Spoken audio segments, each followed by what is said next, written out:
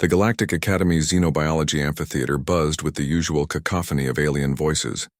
Chittering Vextai compared notes with melodious Etherians while crystalline Korthak students vibrated their thoughts in harmonic frequencies.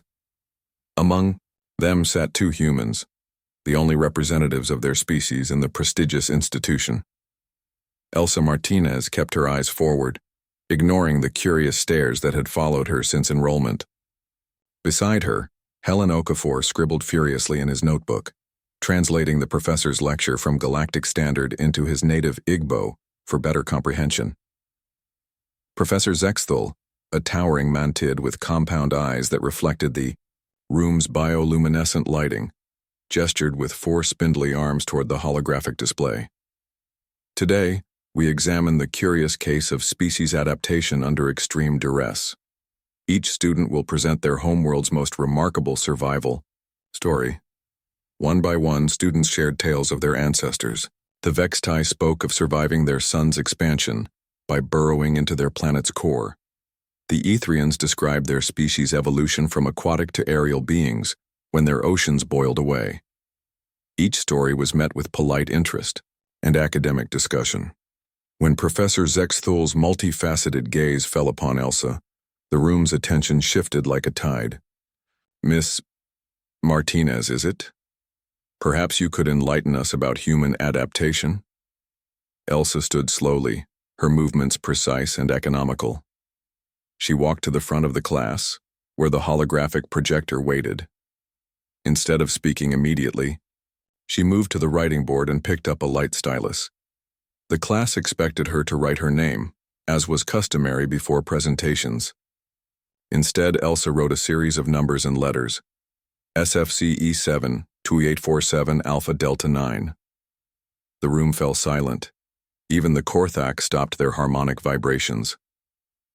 Helen straightened in his seat, recognition dawning in his dark eyes. He knew that designation format. They all did, from the mandatory courses on human military structure that had been implemented after first contact. "That," Elsa said, her voice cutting through the silence like a blade, "is not my name. It's my service number from the Terran, Colonial Marines. For 8 years, that number was more important than the name my parents gave me." Professor Zexthul's antennae twitched with confusion.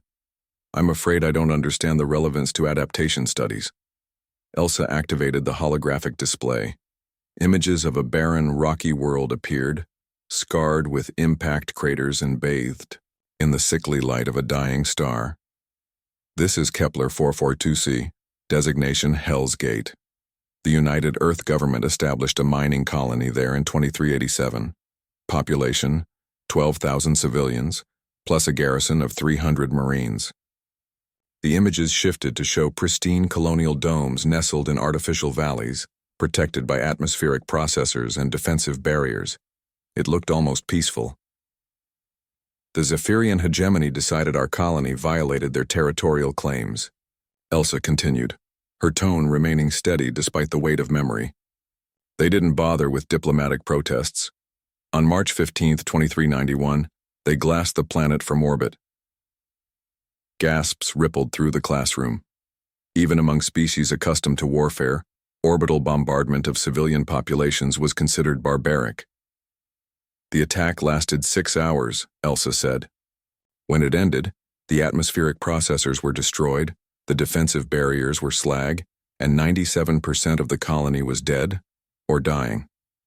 The holographic display now showed the aftermath, a hellscape of twisted metal, burning ruins, and bodies scattered like broken dolls.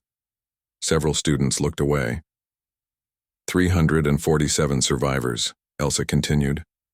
No communication equipment, no ships, no hope of rescue. The planet's atmosphere was bleeding away into space. We had maybe 72 hours before what was left became unbreathable. Helen found himself leaning forward, drawn in despite having heard fragments of this story before. Human military history was taught in the academy, but never with this personal intensity. "You want to know about human adaptation?" Elsa asked, meeting the compound eyes of Professor Zexthul. "We didn't grow wings or develop gills or burrow into the ground. We did something else entirely." The display changed, again showing technical schematics and battlefield recordings. Sergeant Chen, service number 2649 Bravo Echo 4, was a combat engineer. She figured out how to jury-rig the colony's fusion reactors to create a localized atmospheric bubble. Corporal Williams, 1847 Charlie Fox 2, was a medic who performed surgery with improvised tools for 60 straight hours without sleep. More numbers followed, each one representing a person who had become something more than human when faced with impossible odds. Private Johnson, 3847 Delta Alpha 7, was 19 years old and had never fired a weapon outside of training. When the Zephyrian ground forces came to finish the job, he held a choke point alone for 4 hours while civilians evacuated to the emergency shelters. The classroom was absolutely silent now. Even the typically restless Vextai sat motionless. "We held that poisoned rock for 18 days, Elsa said. 18 days of fighting, building, bleeding, and refusing to die. When the rescue fleet finally arrived, they found 112 survivors still breathing in an atmosphere that should have killed us all." She paused, letting the weight of those numbers settle over the room. Every single one of us knew our service number by heart, not because we were dehumanized, but because those numbers connected us to something larger than ourselves. They represented a promise that we would never leave each other behind, that we would adapt not just to survive, but to ensure others could survive too. Elsa moved back to the writing board and added more numbers below her service designation. 847 Echo Bravo 9, 2649 Bravo Echo 4, 1847 Charlie Fox 2, 3847 Delta Alpha 7.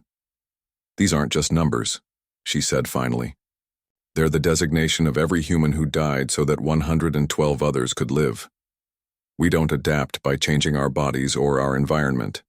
We adapt by becoming more human, not less." The silence stretched for long moments after she finished. Finally, Professor Zexthol's antennae drooped in what might have been respect or sorrow. "Thank you, Miss Martinez," the professor said softly. Class dismissed. As the other students filed out in unusual quiet, Helan approached his friend. "Elsa, I never knew—" She was erasing the service numbers from the board, her movements careful and deliberate. "Most people don't," she said, "but sometimes it's important to remember that behind every number there's a human who refused to quit."